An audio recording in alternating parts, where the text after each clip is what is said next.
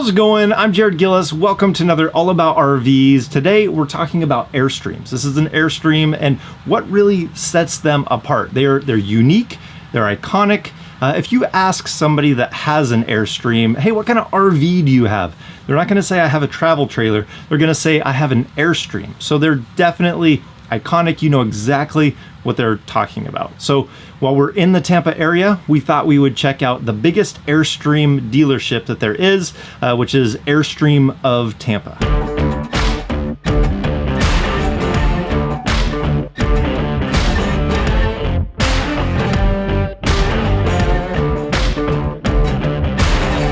The history of Airstream is actually pretty interesting, along with some of the nicknames like Silver Bullet, Silver Twinkie, Canned Ham, Silver Burrito, Toaster on Wheels. I mean, the list could really go on and on. But the original Airstreamer was Wally Byam. Him and his wife loved to go camping, but she did not like to sleep on the ground. So he wanted to design something to make it more comfortable for her. He actually started off, the original design was more of a teardrop shape before we got to the more of the classic Airstream look that we know today. So let's look at the first Airstream, which is this single axle one that they've typically called it a Bambi. It's usually the Sport, but this year they officially called it the Bambi.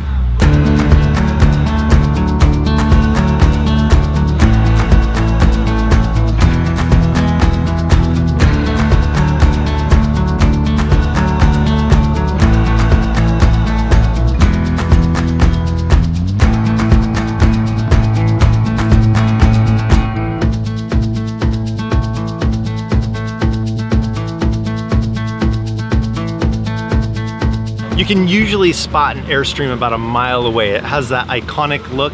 The outer riveted shell, the metal shell, it's held up really well over the years. These things last usually a really long time, but it has that definitely a classic look that they've hung on to, and it seems to never really go out of style. So that's one of the things that sets Airstream apart. And then on the inside, you can definitely feel a difference in quality. So on the inside, just like the outside, they now have the metal shell that gives it that interior finish. But a lot of the hardware and like the way that these doors work, it just fits with the whole Airstream feel and kind of the vibe. But back here we have the sleeping area. We have the bed, a couple of cabinets up above.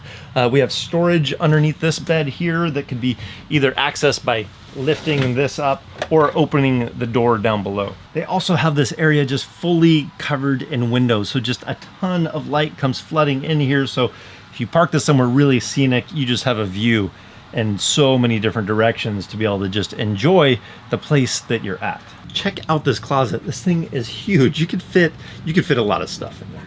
But then we got the bathroom right here, full bathroom. You got your toilet, your bathroom sink, and your shower. It's actually a decent size for this RV. I think Airstream actually, come to think of it, had the first RV, they did a lot of firsts. The first RV with pressurized water system, fully self-contained, and I think they had the first flushing toilet that went to a tank. So some really neat, innovative stuff for its time.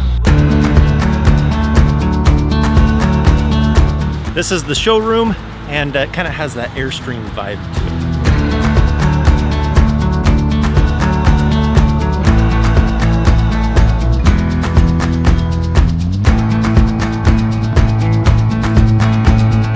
The showroom was pretty interesting. They have an entire section that shows the history and the origins of where Airstream comes from and some of the more memorable things like NASA using an Airstream to quarantine off astronauts.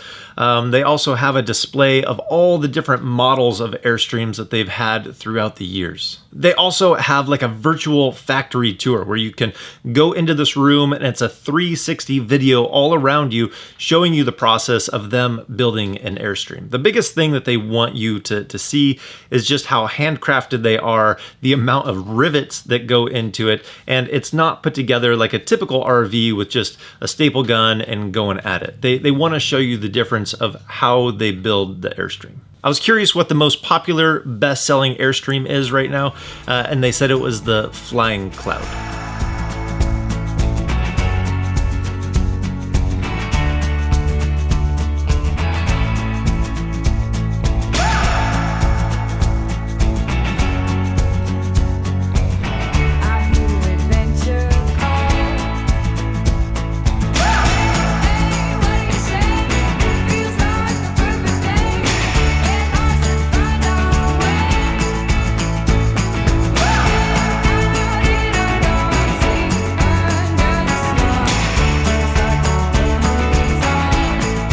I personally like this one a lot. You have the sleeping in the back, you have the bathroom in between, then you have the kitchen area, and you have this couch that leads right into the dining area. So you have lots of seating all in one area, which is really nice for hanging out with people.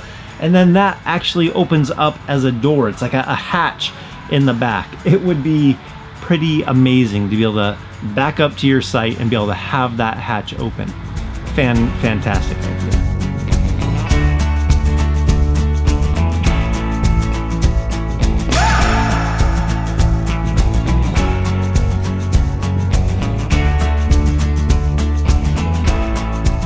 It's no secret that owning an Airstream comes at a premium.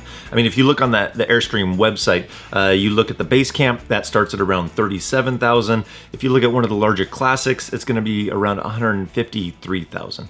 But what are the trade-offs that you get from owning an Airstream? There's definitely a history behind the Airstream name, being one of the first brands in the RV industry. So there's a certain amount of nostalgia that comes along with the Airstream. There's a huge following of Airstreamers. The community is big. You start to see other RV brands try and duplicate what is built into Airstream. The community, the getting together for rallies, that has come natural with Airstream. And inside the community, you'll have people with some of the vintage models, some of the newer models, and you can see the different progression through there of the different steps of innovation, not just changing things, but improving things. And you can see the quality because a lot of I think 60% of the Airstreams that are still on the road are from the 50s and 60s. And that's pretty impressive for a line from an RV manufacturer. They also have a reputation of being easy to tow. They have a low center of gravity. They're obviously very aerodynamic. They got the name because they wanted to go down the road like a stream of air. So between all these things, the nostalgia, the history, the community, the quality, easy to tow, there really is a draw to Airstream that kind of sets them apart from the rest of the RV industry.